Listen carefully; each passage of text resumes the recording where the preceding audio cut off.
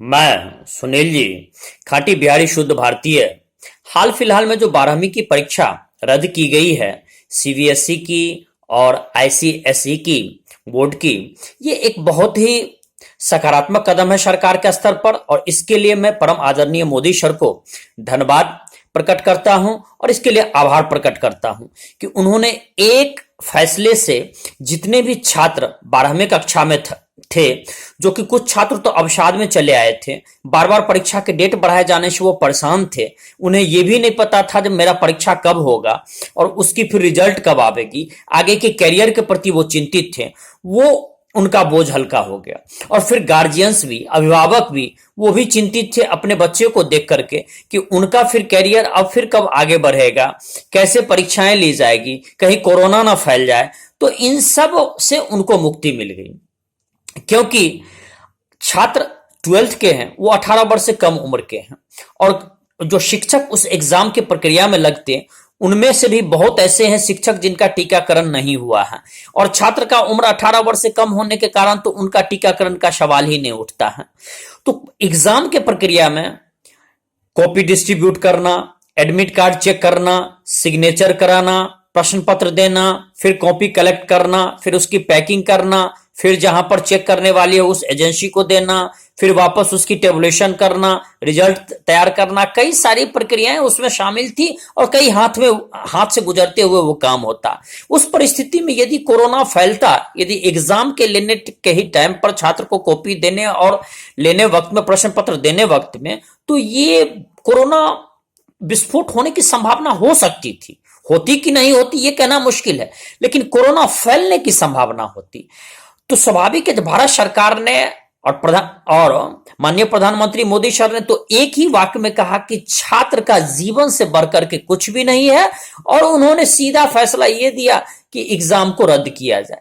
यह फैसला बहुत ही सकारात्मक फैसला है और इसके लिए मैं माननीय मोदी सर को आभार प्रकट करता हूं, छात्रों की तरफ से, अभिभावक की तरफ से और समस्त भारतवासियों की तरफ से, क्योंकि यह फैसला बहुत जरूरी थी।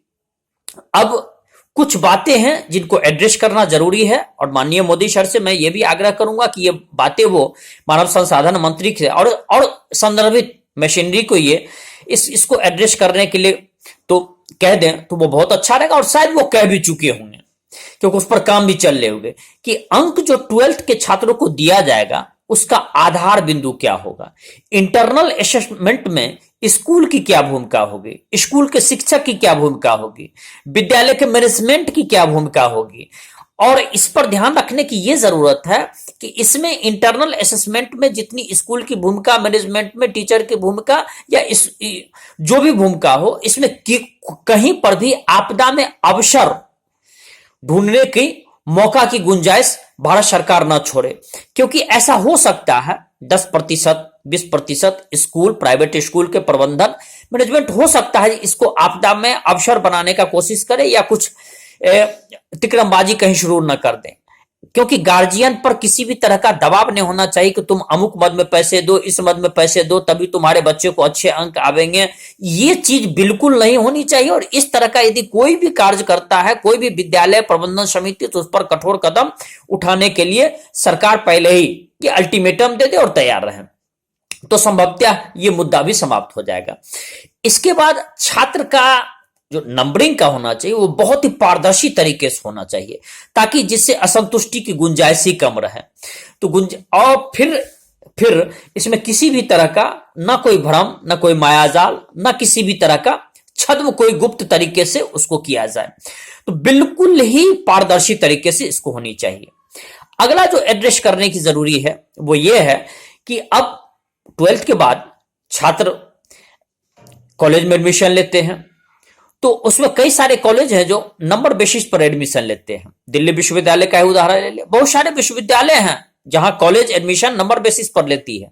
तो वहां पर अब चूंकि 12th का तो एग्जामिनेशन, वास्तविक एग्जामिनेशन तो हुआ नहीं, उनकी जो मार्किंग हुई है उसमें कुछ भाग का भी फैसला होगा और उसमें किन्हीं को थोड़ा अधिक आ सकता है, किन्हीं को थोड़ा कम आ सकता है। तो उस एडमिशन की प्रक्रिया में दूध का दूध और पानी का पानी हो, तो बेहतर यह होता कि शायद एक ऑनलाइन टेस्ट का ही आयोजन किया जाए, और आयोजन किया जाए ताकि किसी भी तरह का इसमें नंबर के ऊपर नीचे से उसका कोई बहुत ज्यादा असर ना पड़े और दूध और पानी और मलाई और क्रीम के रूप में जो छात्र हैं, जिसको हम कह सकते हैं कि एक्सेलेंट या मीडियकर या इसमें एवरेज, इन सब का एक एक विभेद हो जाए तो बेहतर होता है। एक कोई objective examination, online objective examination का प्रारूप अपनाया जाता है। ऐसे सरकार और भी कई तरीके ढूंढ सकती है।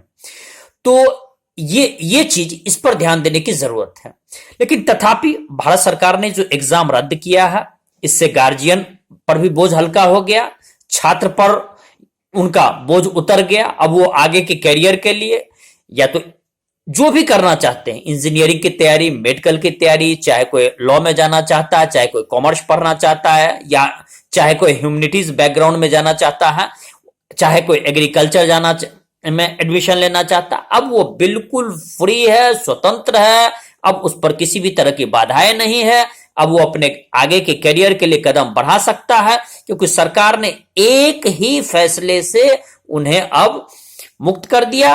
और देखिए, जब एक बार केंद्र सरकार ने यह फैसला ला दिया तो अब बहुत सारे राज्य सरकार भी बिना कोई संकोच के वो भी अब अपने एग्जामिनेशन को, 12th के एग्जामिनेशन को रद्द कर रहे हैं। कुछ ने घोषणा कर दिया है और कुछ लगभग उस अंतिम चरण में है। तो मैं पुनः भारत सरकार का आभार प्रकट करता हूं और खास करके माननीय प्रधानमंत्री मोदी सर का आभार प्रकट करता हूं, छात्र के तरफ से, उनके अभिभावक के तरफ से और समस्त भारतवासी की तरफ से। और 12th के छात्र जो इस एग्जाम के बाद अब मुक्त हो रहे हैं, इस एग्जाम नहीं बल्कि इस एग्जाम रद्द होने के कारण मुक्त हो रहे हैं, आपके आगे के भविष्य के लिए ढेर सारे शुभकामनाएं। और मैं सुनील जी, खाटी बिहारी शुद्ध भारती, यहीं विदा ले रहा हूं। जय बिहार, जय भारत, जय हिंद।